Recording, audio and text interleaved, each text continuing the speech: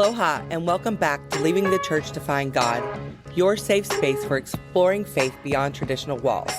I'm your host, Melissa, and whether you grew up in the evangelical church like I did, or any other system while seeking answers, you're in the right place. This podcast isn't about judgment or attacking institutions. It's about honest conversations, diverse spiritual paths, and celebrating the unique journeys that we all take in search of meaning. We've all experienced indoctrination in some form, and here we explore how it shapes our understanding of ourselves and the divine. Each week, we'll dive into thought-provoking topics, share inspiring stories from guests and listeners like you, and offer tools and insights for navigating your own deconstruction journey. Remember, leaving the church doesn't mean leaving your faith. It's about finding your own authentic connection to something greater. So buckle up, embrace the open dialogue, and join me as we explore what it means to move beyond confines and discover the deeper personal connection to the divine that exists within us all.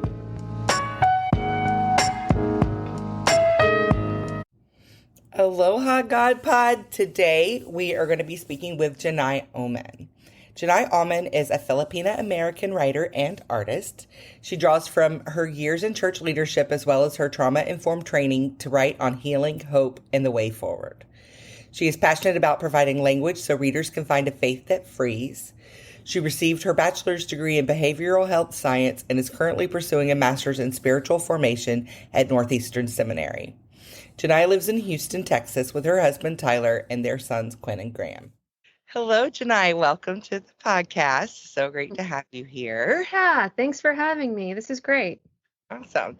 So we always start out with your leaving the church story. So I asked, when did things start to crack for you? What happened there? Yeah, so for those who aren't familiar with the story, I worked on staff with a church and I was a member of this church for 11 years. And it was the last 3 years where I worked on staff.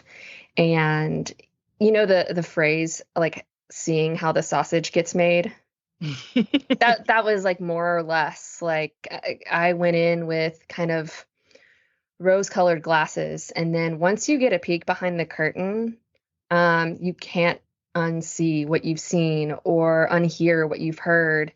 And then it starts to kind of cognitively break down your understanding of, you know, we're preaching grace and peace and truth.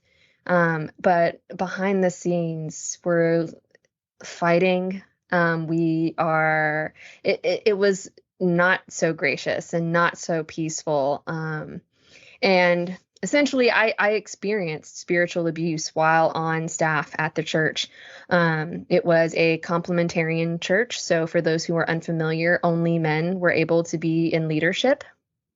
And women, even though many of us had pastoral roles where we were giving and extending care to members of the congregation, we were not considered pastors. And as such, our pay was not even half that of the other pastors, though our load was maybe not the same, but similar in many ways. And so essentially I left the church because I had seen too much. And I at some point I stopped being quiet. I started fighting back and I started saying, hey, speaking to the disparity of what I had seen, and said, this is not the way of Jesus. This is not we are not who we say we are. And I don't want to be I don't want to be complicit in this. Like, I do not want to be a part of the harm that's being inflicted here. And so, I was terminated from my position, although they never say terminated. They use like churchy words, like we're transitioning you out, or giving you an informal off ramp. But it was like, I was like hashtag church fired. And I think they did. They still expected me and my family to remain members of the church, I guess, because they thought they were so polite in pushing me out. And I said, no, this has broken our trust in so many ways. And so we left, and it was gutting, and it was gutting at the time. And now I think I'm out and I'm free. So yeah, that is a high level view of everything. Yeah. It's interesting. I've had a couple of other guests on that have said the same thing about holding these pastoral roles as women, but not being given the title or the compensation or anything. Was this like a mega church? I'm always curious because I'm from the South and our church was so little and poor, nobody got paid. So I'm really curious about that.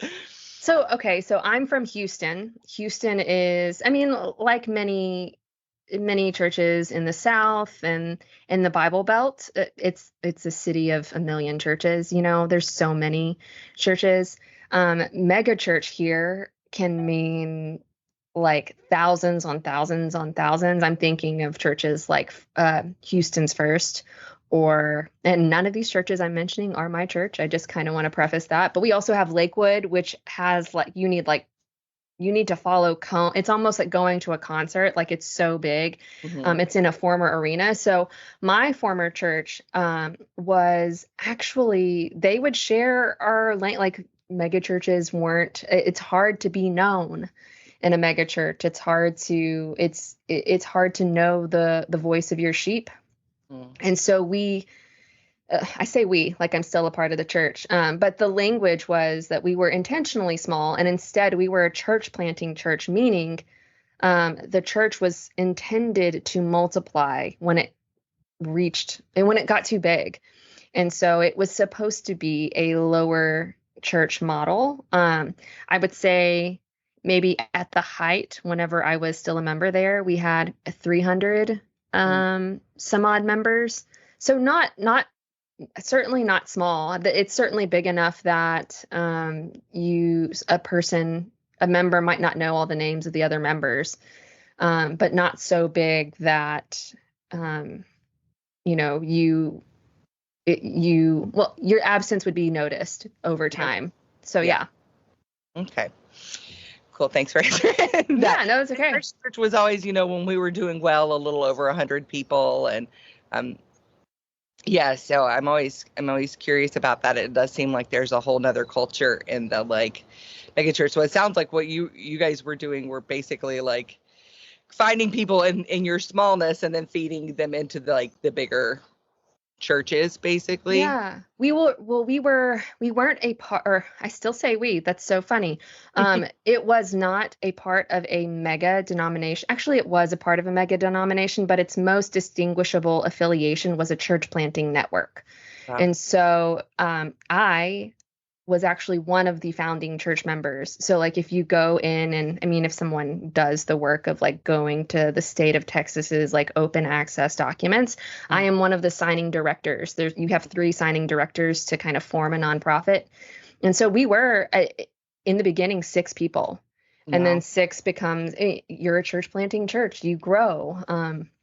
You make more disciples, and then they make more disciples. And then at some point the growth kind of becomes like you're no longer a church plant, like you're an established church. And so I experienced both the very small model of church, and then I also experienced the very, like, we have a mega building campaign and it seats 400 people in the church and yada, yada, yada. So I've experienced the whole breadth of church membership and church sizes. Yeah, I find it interesting how it really is a business. It's really just such a business, like the way even you describe it, is where I'm thinking franchises, yeah, sister locations, and all that. It's just kind of mind blowing.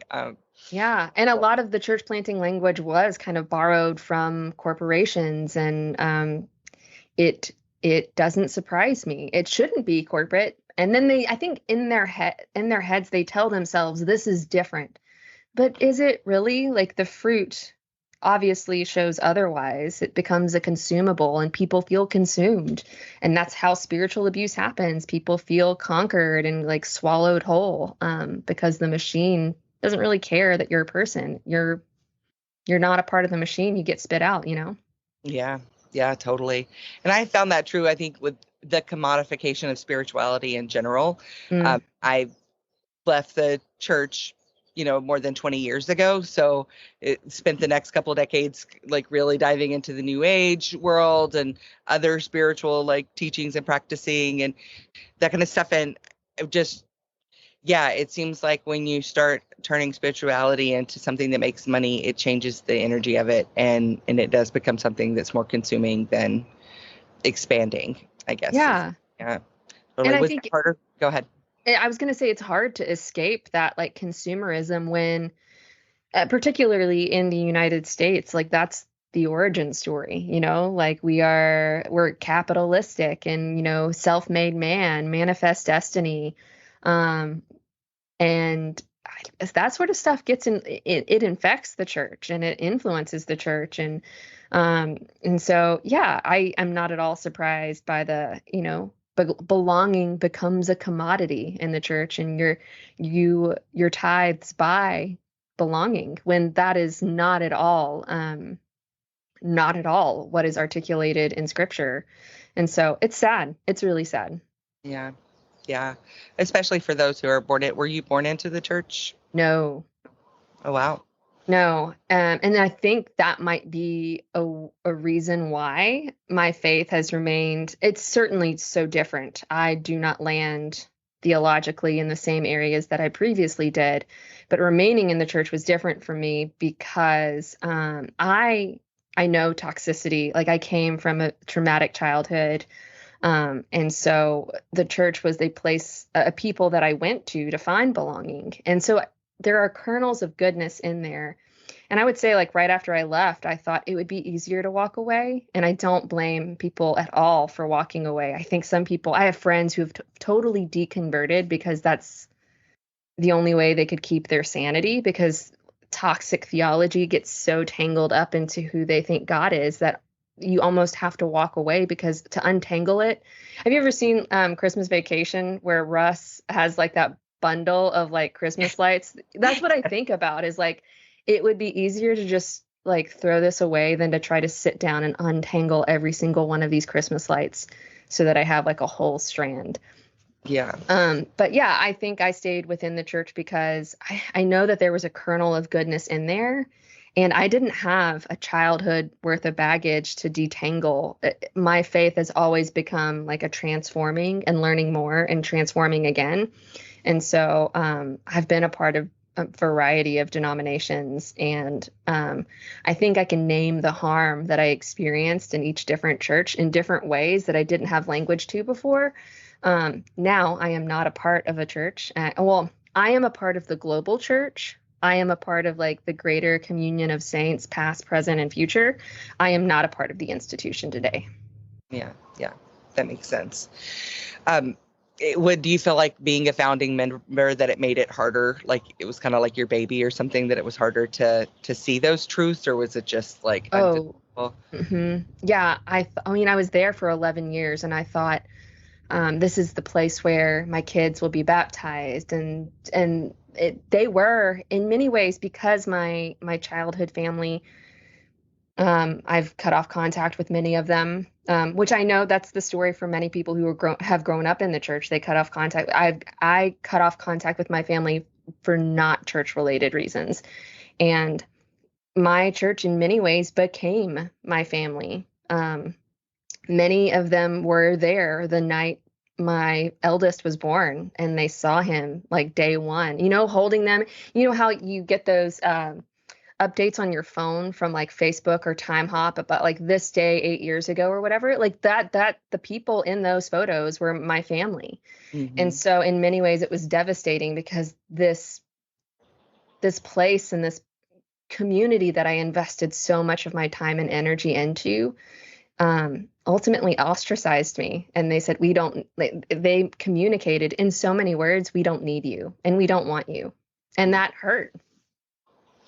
Wow. It sounds, from an outside perspective, it reminds me of being in a like narcissistic, abusive relationship. Yeah. Because there's nuggets of good in there, and that's why we stay. I remember I was in an abusive relationship many years ago, and I started seeing a therapist, and I was like, yeah, but there's this good stuff. And she said, of course there is. Otherwise you wouldn't be there. And that was like such a light bulb moment for me of like, I can't just concentrate on the good stuff. I have to look at the whole picture, and the whole picture is very harmful. Yeah. That's kind of what it sounds like when you're talking, and then we don't need you anymore when you no longer comply and you no longer can assimilate into that dysfunction. you're unusable. You're literally unused. They can't use you. So Yeah, the they point.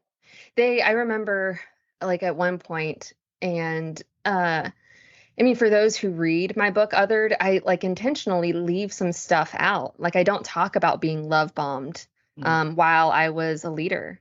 And I was so lauded as like, you're such a good leader. And the compliments, I have a hard time receiving compliments.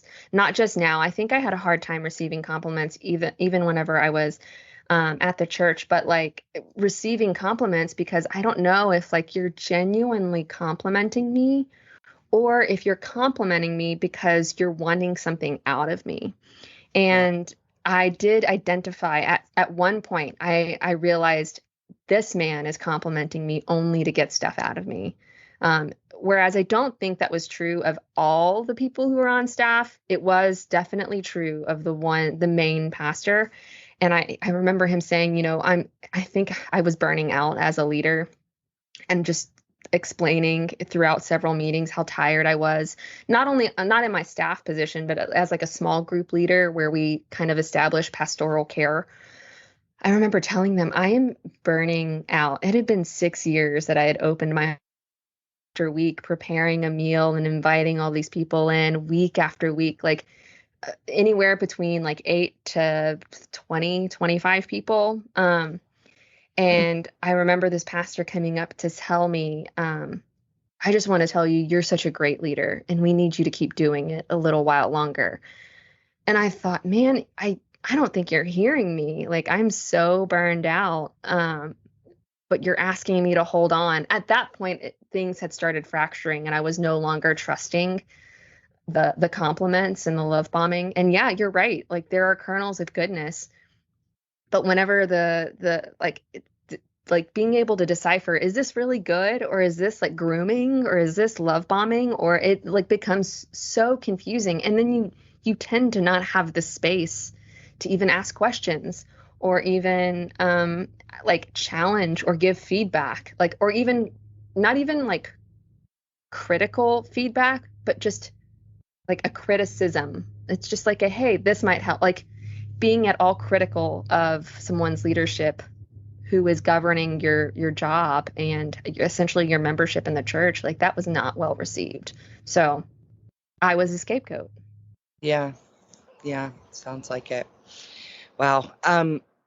I going back to that untangling, it's interesting that you use that kind of metaphor because that's how I always call it untangling indoctrination. And I always picture like a necklace that's like in a million knots, and being born and raised in the church, I tried that, putting it aside and just pretended it didn't exist. And then I realized like I was knotted in with that. Like Yeah. myself, my identity, all of that was knotted in together. So, here I am more than 20 years later, like untangling the knots because there really wasn't a way around it. Like I avoided it, I bypassed it, but Yeah. it's still very much ruling my life. So to draw attention to that, because I feel like that's what, if it feels overwhelming for people who are listening, like it will get easier, even though every time you untangle a knot, there's another one waiting. Eventually the knots are less and less, and you get your necklace back. Yeah. You get your Christmas lights back.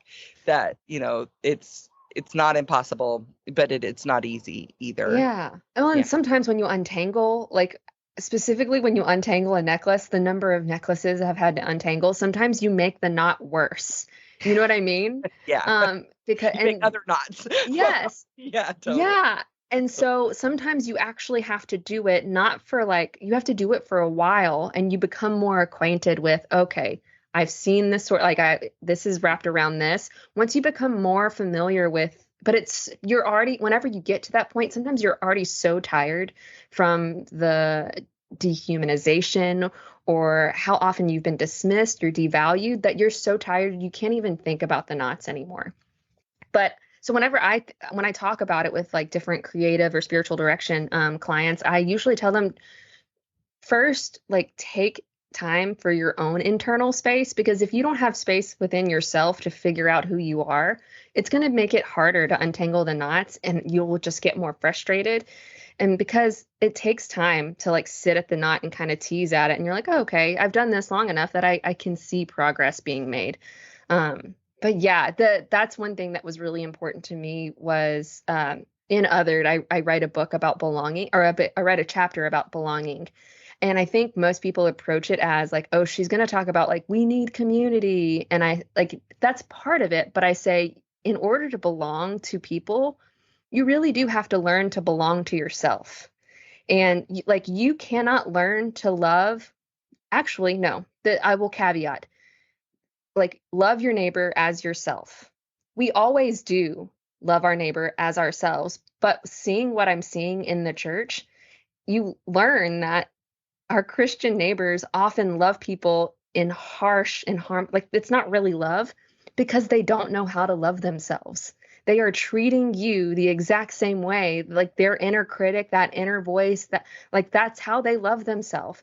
And so I tell people you can reject that sort of love. And if anything, like you can be saddened and lament over that, because when I see people thinking about like, oh, well, to love them, I have to police all the ways that they behave. And I think, no, you've been discipled to do that because you've never been given the space to like love yourself and be self-compassionate. You can't extend compassion to other people if you don't know what compassion to yourself looks like. And so I am a champion of like learning to love yourself. And I think the Reformed folks would say like that's super selfish. And I would say, no, it's not. Like, you know what I mean? Like, it's just like it's incongruent to try to love people when you don't know what. And that's actually, I'm like, I studied church history.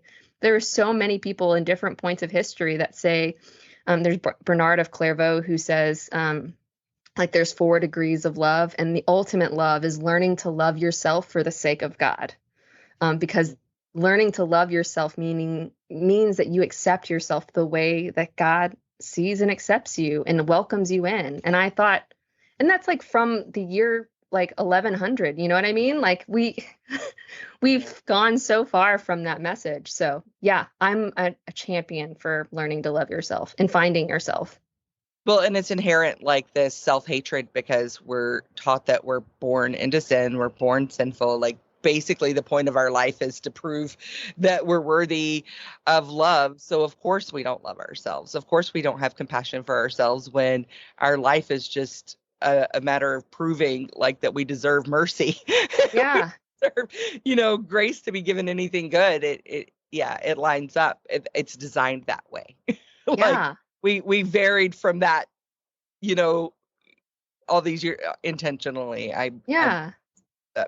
The doctrine of like original sin has like it wasn't original. Like if you go back to the origin story, that wasn't original. We were originally good. Mm-hmm. And there's still pieces of that within us. That's original. And that's what I argue for.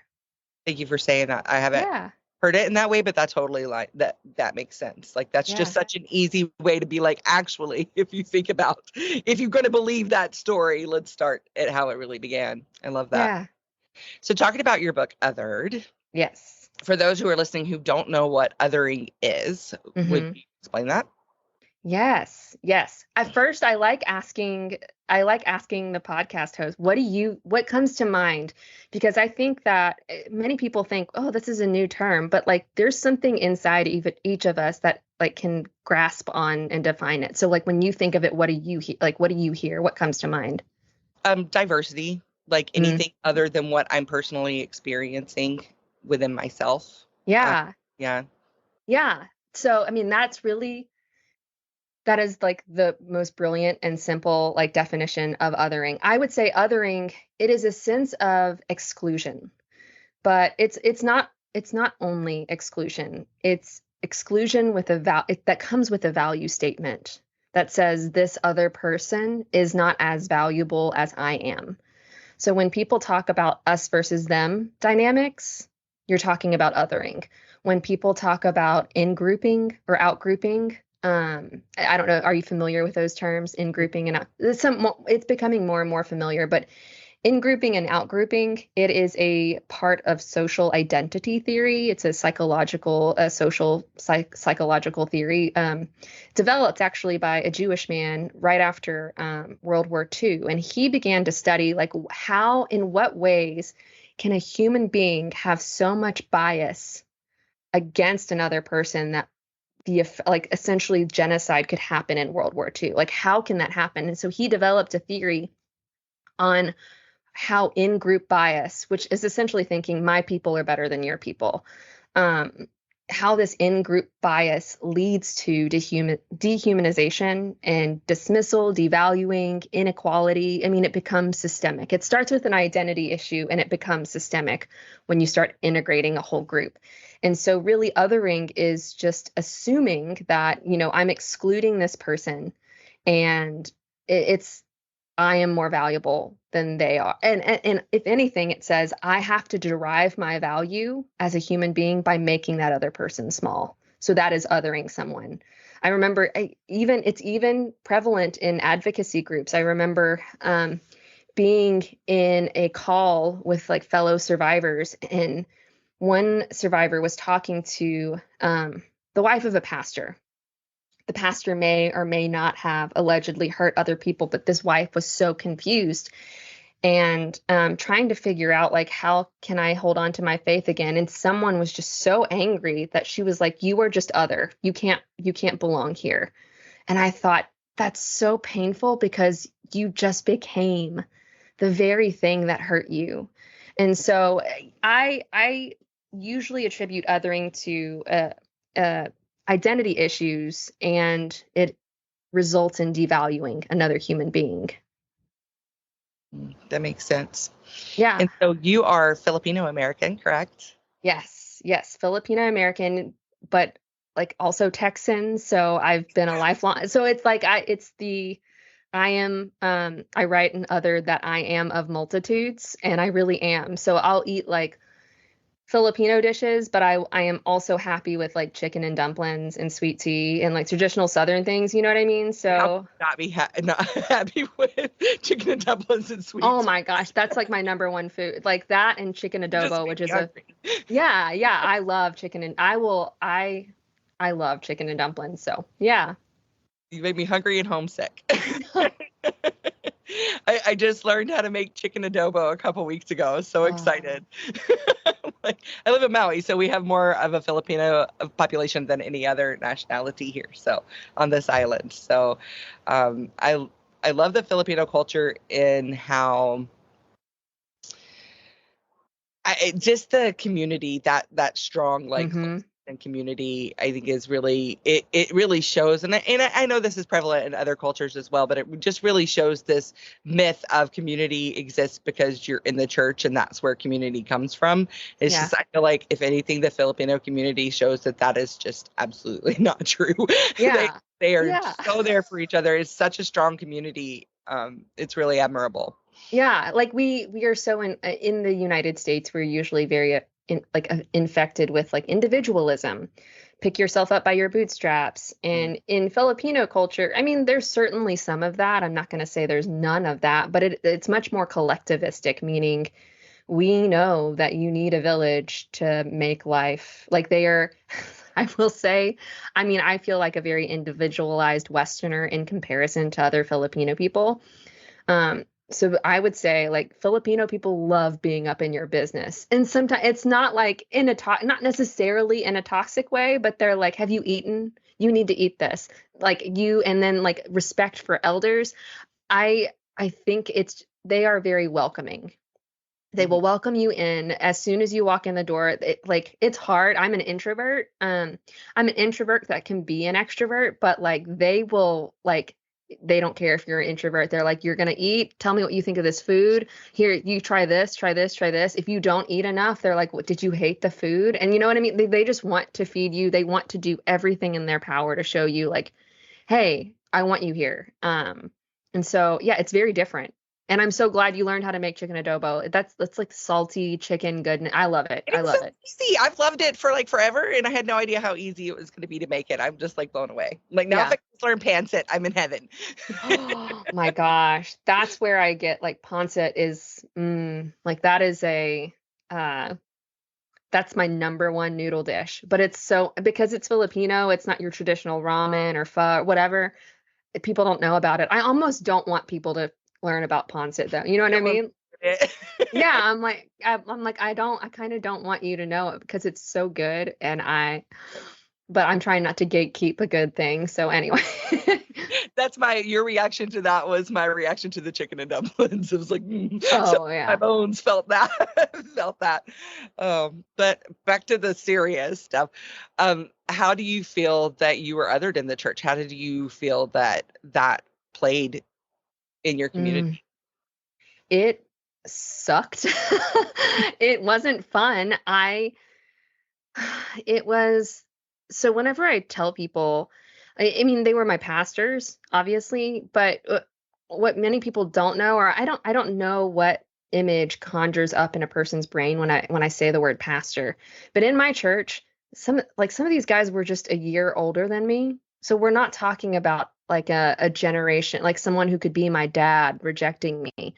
We're talking about like my brothers who uh like defended me. Like I remember just so many different little instances where I experienced brotherly love. Um, and as I do have a brother, and but I've always been the older sister, and so I felt like, oh, this is what it would have been like if I had an older brother.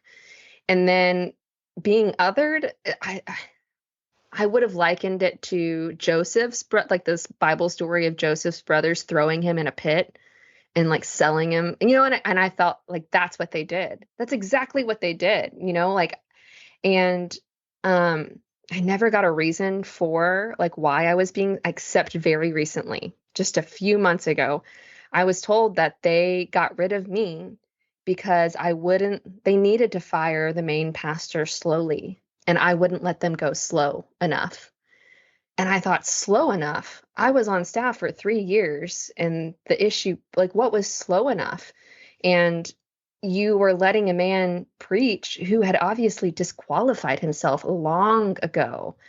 And I realized that their perception of the situation was more preeminent, more superior than mine. And I really don't know why. I think maybe it's because I was a woman. Maybe it was because I wasn't a leader. I wasn't equally wizened. But I feel like effectually they they would say that I had value as a woman, but it wasn't equal. It certainly wasn't equal. And I learned that the very hard way because up to this point, I thought, oh, I really am an equal. Like they'll hear me. They'll hear me. And so I kept speaking up and until I became a problem because I wouldn't stop speaking up. And so it was painful. I'm going to be very frank. I am not a drinker. I'm an Asian, and some Asians have a very high like intolerance to alcohol, but I had to numb out. I was so it was probably the most depressed. I would wake up in the morning and just resent my life because I felt like everything that our family had worked to do to belong to a people was just demolished. It felt like a nuclear bomb, like an emotional nuclear bomb had been dropped on our family, and we just felt afloat. We didn't know where to go. We moved into a neighborhood in Houston to be a part of that church. And it was painful knowing anytime we go to the grocery store, the people who think I have less value might be there.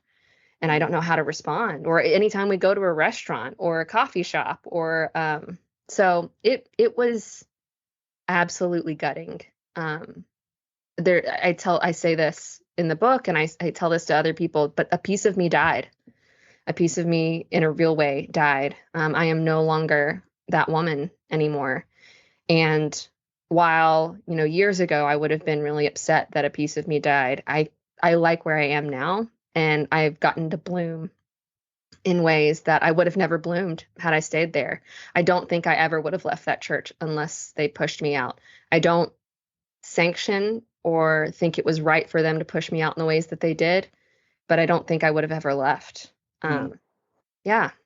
Glennon Doyle says that like liberation is never one-sided. Mm. So while they felt they were liberating themselves, they were also liberating you. And Yeah. that's, I feel like always an important thing to remember when we're trying to move on from something. It's just like whatever is liberating to you is also liberating to the other party, whether they realize it or not. Yeah. And rejection is like redirection, right? So yeah. As much as it's not justified and not okay, also like, thank you. Yeah. For showing me the truth so that now I can get it. Yeah. Are you still in that neighborhood? Have you moved into a different? No. We definitely, so we moved. I mean, this is how high control it was whenever we planted the church. It was a very specific neighborhood in Houston, and essentially there was like a blue box on like a map that said, if you don't live within this blue box, like within these streets, you are a less committed church member. Now, no one actually said that sentence out loud. There was usually like churchy language that said, to be more effective, you need to live within this blue box. You know, they kind of like layer it, but there was kind of like a social stigma for those who decided to live outside the blue box, even if it was just a block over. You know what I mean? It's like, oh, well, you didn't.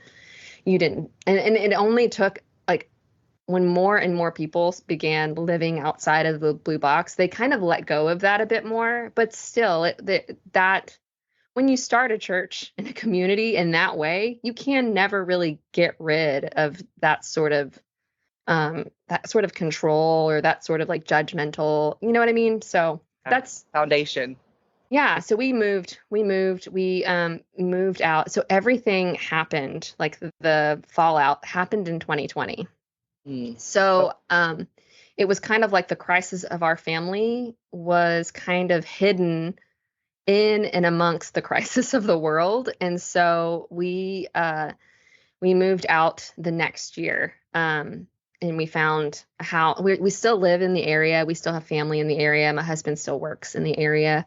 But I thought if we could just get out of that specific, like get out of the crater where everything kind of exploded. I just needed more space. If I'm being honest, I wanted to go out of state. I was like, let's look for overseas assignments. But I mean, it's 2020 and the world's falling apart. We've got to like accept whatever jobs and positions that come our family's way. So we are still in Houston, but we are not in that neighborhood, thankfully. Yeah. Awesome. So what was it that inspired you to write your book?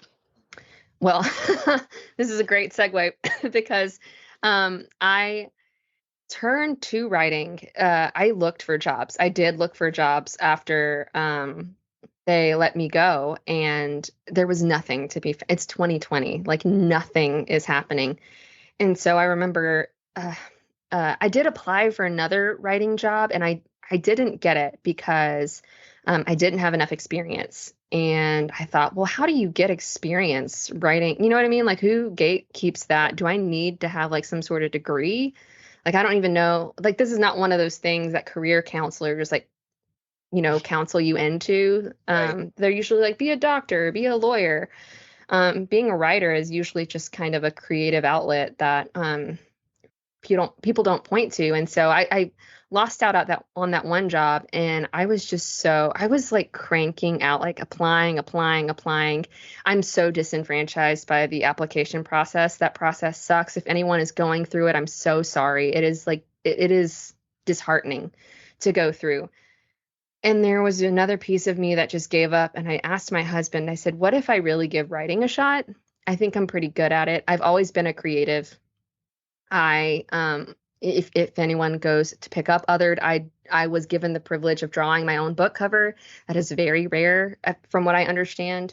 Beautiful. And yeah, I was like, I want something dark. Please don't give me like a Christian woman. Like, I don't want pink. I respect background.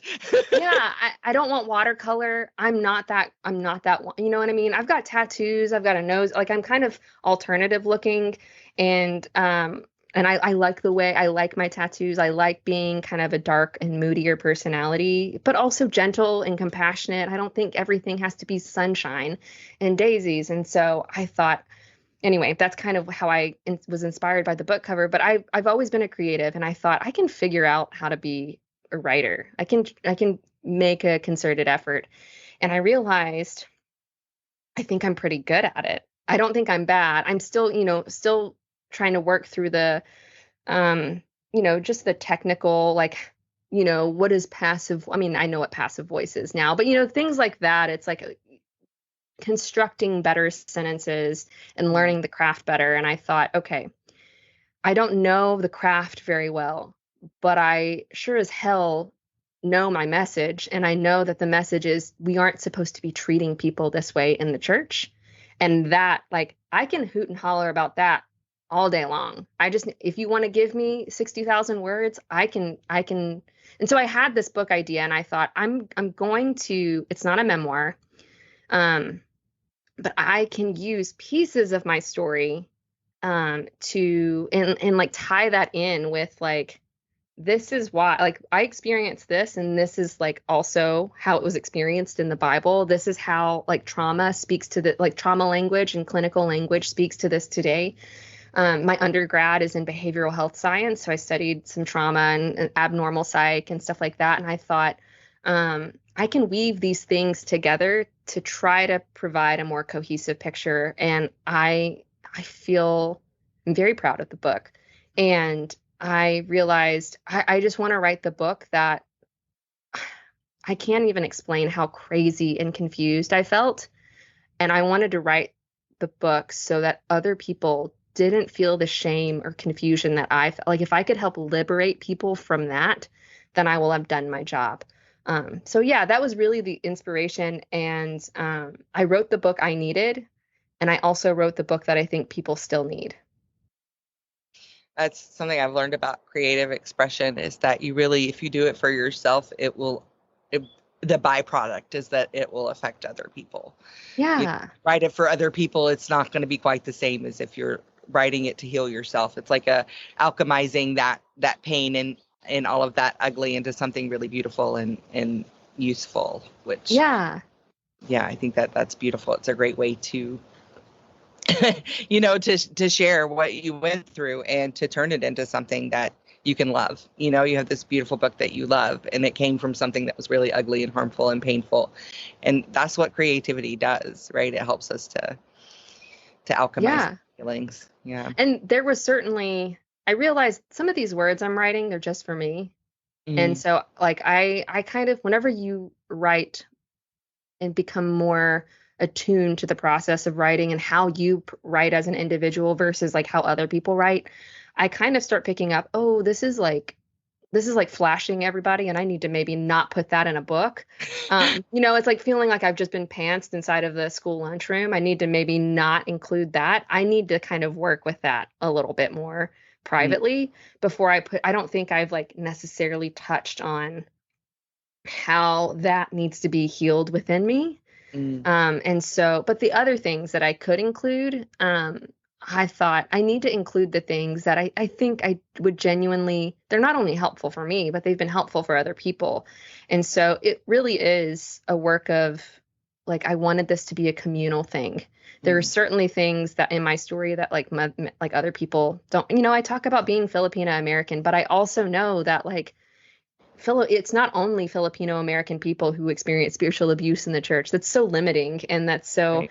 And I was like, I want people who have been divorced to feel seen, who feel the stigma of divorce in the church. I want people who have disabilities or chronic illness to feel seen. I want people who are neurodivergent or a part of the queer community, the LGBTQIA plus community. I want them to feel seen, So I tried to, while that's not, I wrote from my experience, but I tried to make it expansive and accessible to others. That's awesome. Well, considering the name of the theme of the book, that makes sense that it. Yeah. Nice work on that. Totally. That's how I felt about this podcast. It was like I've been in the process of writing a book for a couple of years now about my spiritual journey and all of it. And the podcast was more like the same, like people kept coming to me, like whenever I would talk about the book, they would tell me their stories. And I'm like, I just wanted to create a community for everyone. Like there's no, like, you're not allowed here. I've reached out to a couple of atheists who haven't bought in yet, but then I'm like, this isn't like you have to be under one certain thing or be a certain thing. Like this is inclusive of everyone. These conversations, even if you didn't grow up in the evangelical church, it applies to the indoctrination that we all experience just by being in the world, especially in the United States. And, as a woman, as a biracial woman, like all of that comes with or without the church. And so there's gold in it for everyone. And I feel like that's what you've done with your book, is you've put gold in there for everyone. I also, because it does have theology, I usually I have friends who have totally deconverted. My husband is kind of on a different faith journey from myself. And so I tell him, you don't have to read it if it, like, he was born and raised within the SBC, the Southern Baptist Convention, which I know, which I feel like is the most, it is the biggest evangelical denomination in the United States. And so I tell him, like, don't force yourself to read my book if it's going to be triggering. And I tell that to my deconverted friends too. Like, I want to send you a copy or, as a gift, but I don't want you to feel the pressure to promote something that you no longer identify with. But if you think it might be helpful for someone else, it's there. But I also am not like put out if people disagree with me. I don't know if I will disagree with me in 5 years. You know what I mean? I try to give space for everyone, but I also give myself space to change and transform and grow. And so that's my heart. And that's what I really hope for. I know everyone's in process.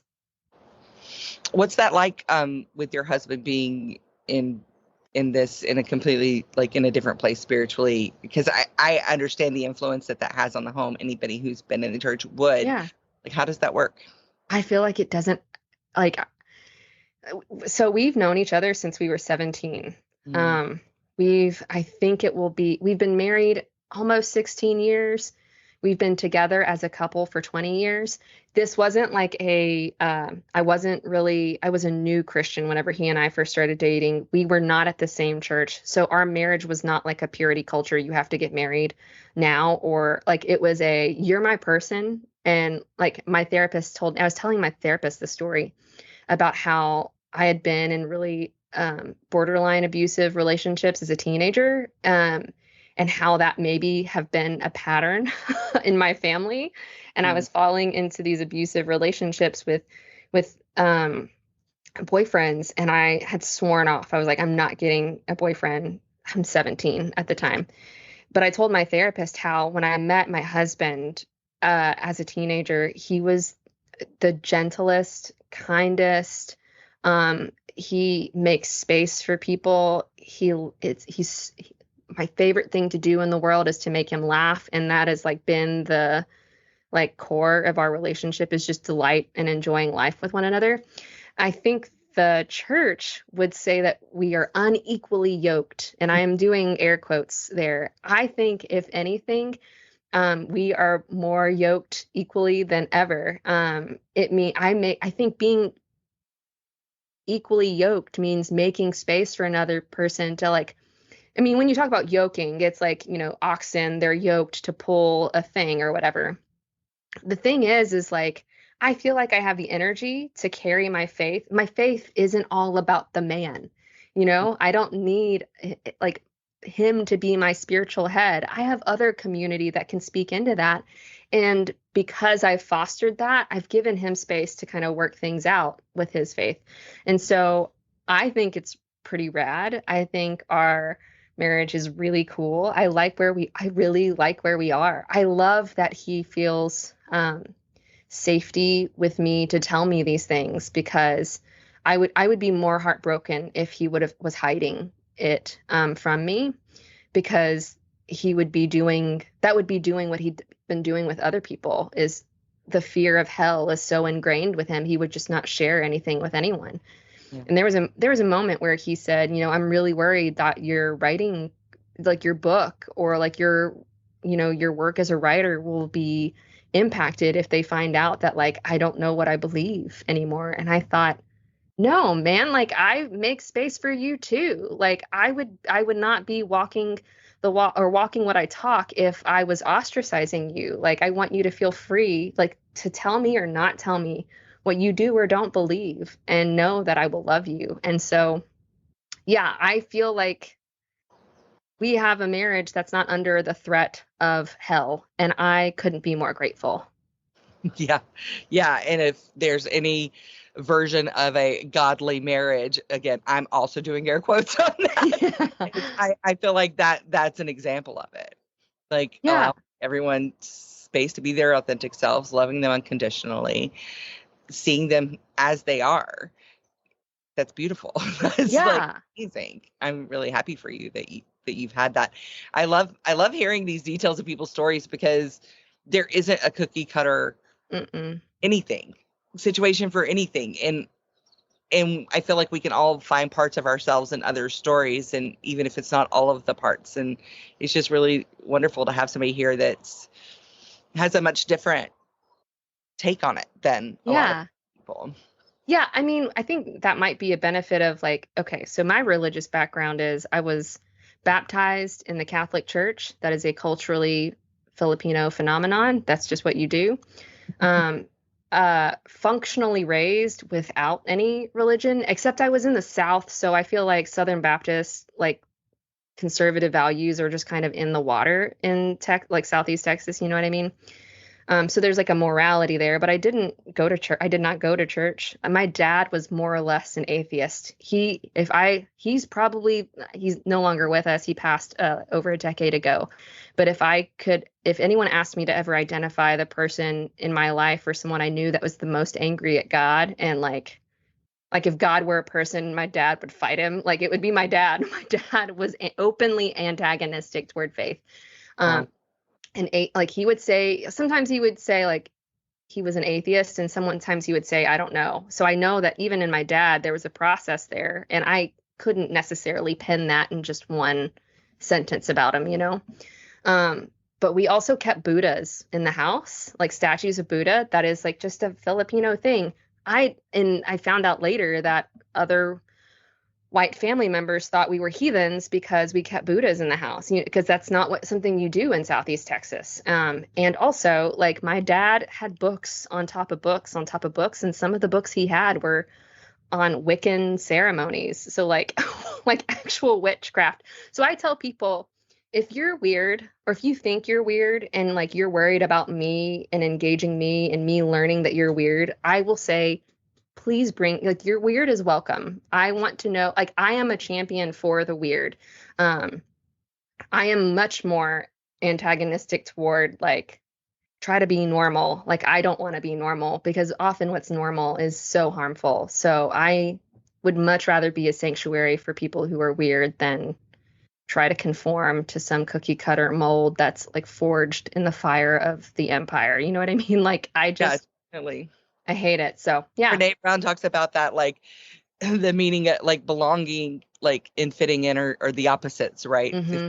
Fitting in, no doubt you're doing something that's not in alignment with your authenticity, with your authentic self. It's just by nature. In order to fit in, you're complying with a status quo of some sort.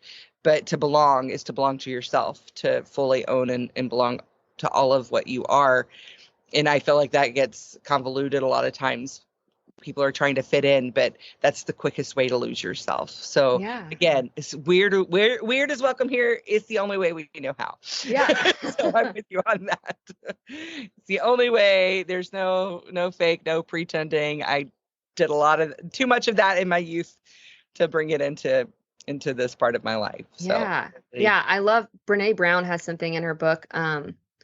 I think it's Braving the Wilderness where she says, like, have a strong back, like, know unflinchingly, this is who you are, but also have an open front, meaning you're willing to engage with other people who aren't like you or, you know, like uncompromising, but also inviting. And that's kind of like where I land too. that's beautiful. I love that. I was thinking about your husband. I did episode 4 with my cousin Brittany because we both grew up in this, church together, or whatever. And she's like, you're talking about the fear of going to hell. Like you're afraid to question things because thinking it is as bad as doing it, right? In church language, and just even like questioning it, it's gonna, send you straight to hell. And so I ask, I always ask everybody, like, what's their kind of pointers for anybody who's in this space. And she's like, do the blaspheme, do it. And once you see you're not going to hell, then everything will be okay. Just do that thing that you're afraid to do. I promise, rip off the Band-Aid and you'll be okay. And so I always think of that, like, just do it. Just Yeah. do it. You're gonna be all right. If it's not, you can always ask for forgiveness, right? Yeah. I mean, you're going to be like, the likelihood that someone will still call you a heathen and a heretic is high anyway. So, I mean, usually I say, like, just don't do any harm. Just don't harm or dehumanize other people, and kind of begin exploring. I mean, gosh, I think about like the church father. So I'm actually in seminary.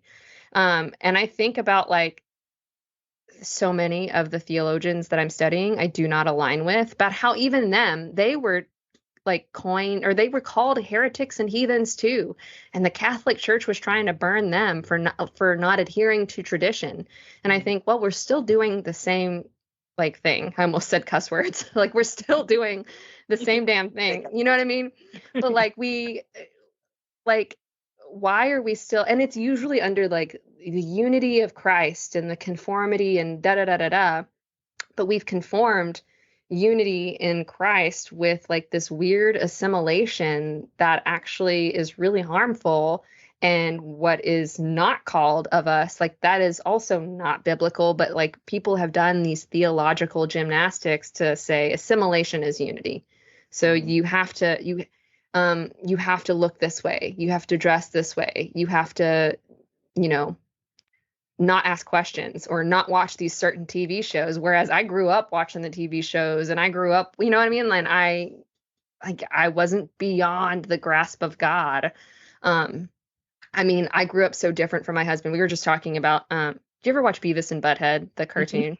Mm-hmm. Okay. Because there's some Christian kids that like know they're not supposed to watch it, but they watch it anyway. And only when we were at like a friend's house. Like, not at my house. We didn't have a TV.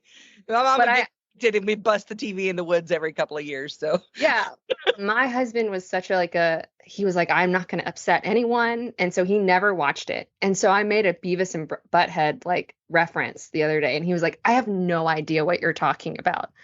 And I was like, Beavis and Butthead, you know how they pull the shirt over and like they put it on the head and like they do this? And he was like, I don't know what you're talking about. And I was like, okay, we grew up with very different childhoods. And so I welcome that. I also remember, this is a silly side story, but I listened to LL Cool J, as you do when you were not raised in the church. And there's that LL Cool J song where he goes, I'm gonna knock you out, Mama. And I'm just walking around my house. This is probably 8 years ago or so. I was walking around the house saying, like, kind of like riffing on this song. I said knock you out. I know. And my husband's like, what the heck are you saying? And I was like, it's LL Cool J. And he was like, I didn't listen to LL Cool J. I listened to Stephen Curtis Chapman. And I was like, I don't know who that is, Amy Grant. Yeah.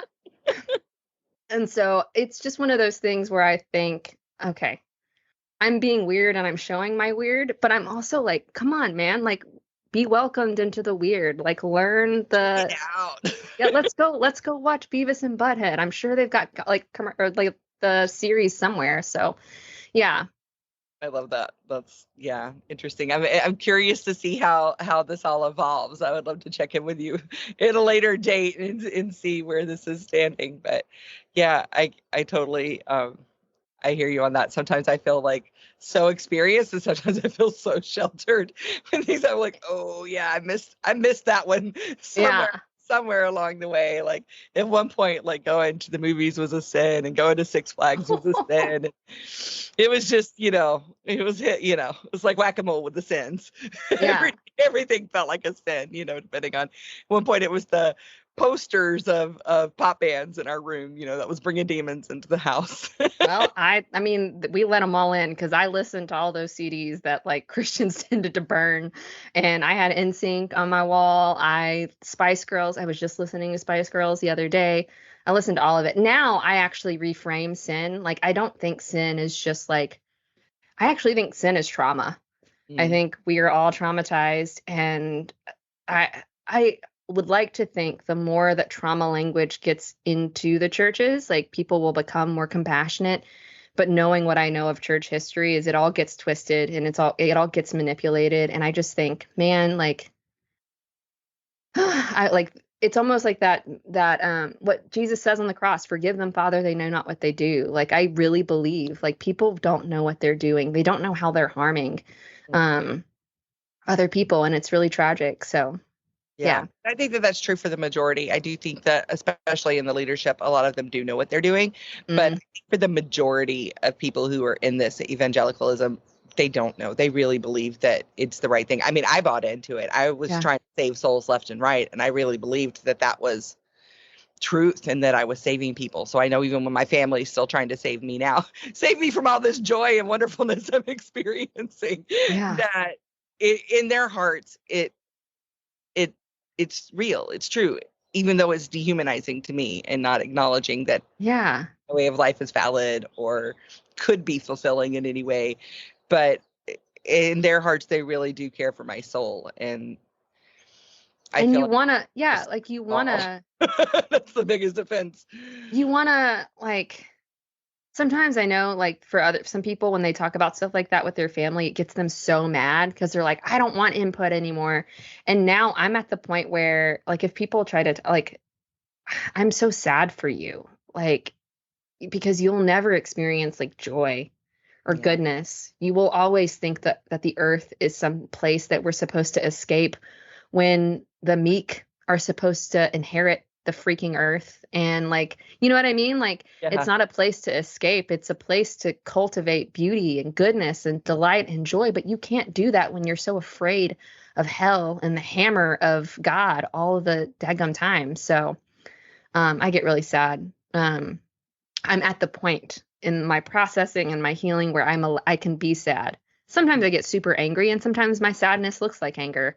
But oftentimes I can just think what's happening to them is happening to them and they're just projecting, their truth of their story or what they think is the truth onto me whenever I've grown beyond that. And that's okay. And I can be sad for them. Yeah, I feel that way too. I get that. Yeah. It's I won't respond with like anger or like leave me alone or whatever. I'm just like, this is what I believe. Welcome to believe what you want. Trying to convince me otherwise is a waste of your time. I love you. You're always welcome in Yeah. my space as long as you're being kind.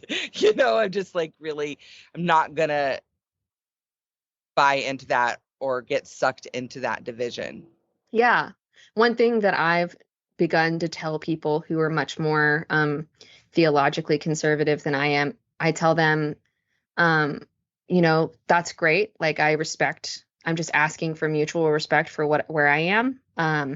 And if you can't make space for me, that's okay. I know how to make space for me. And oftentimes that means I am disengaging for this conversation. And I will say that to them only so many times. And then after that, I am out.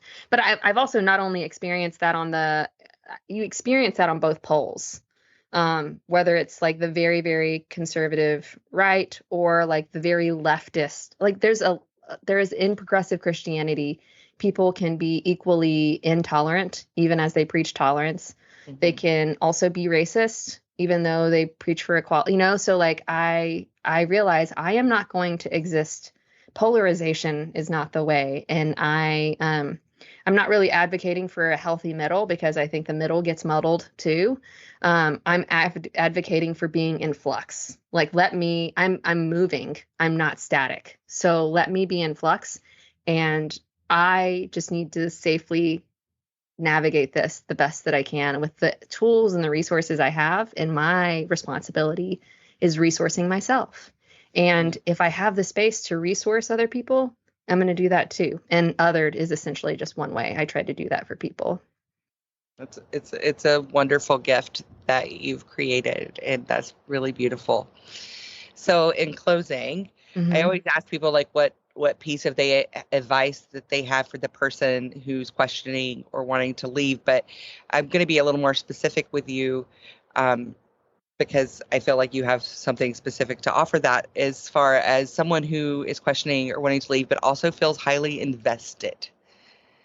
Like, what advice would you give? It is not your responsibility to change a toxic system. It is not your responsibility. Like, I think we are so ingrained with it's my responsibility to save souls. It's no, like, I know what it is to love the people that you feel like are being harmful and toxic toward you. But sometimes the only way that they'll be able to see is if you leave. And it's so interesting. I met with a pastor a few months ago, and he looked at me.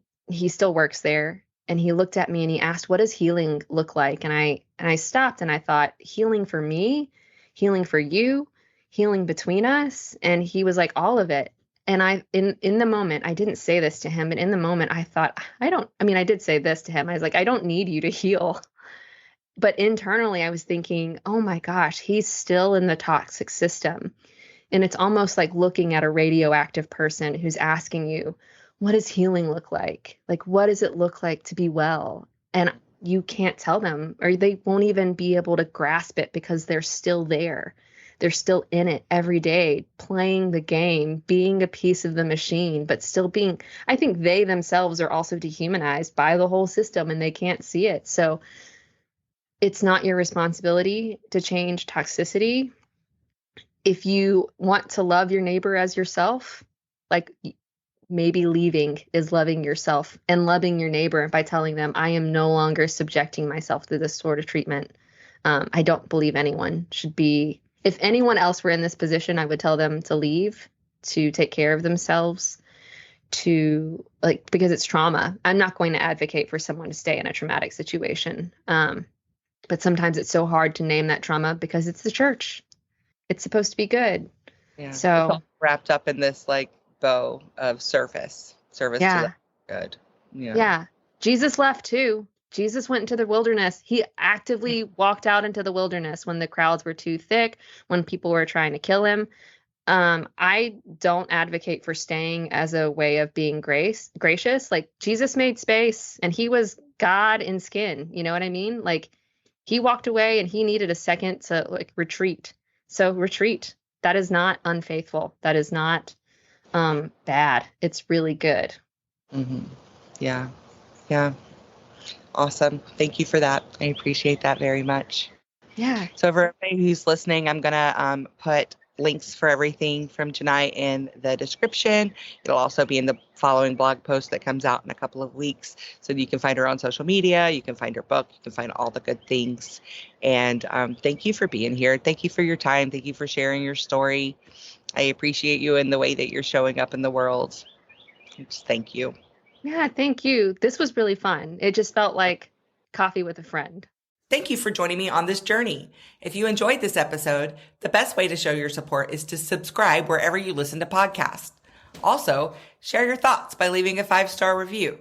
It really helps more people to find this space. Want to go deeper? Head over to my website at leavingthechurchtofindgod.com. There, you can make a donation and make sure that we continue to have these conversations. No matter where you are on your spiritual journey, if you or someone you know would like to join the podcast and tell your story, please reach out to me on Instagram at authenticallymelly. Remember, you're not alone on this journey.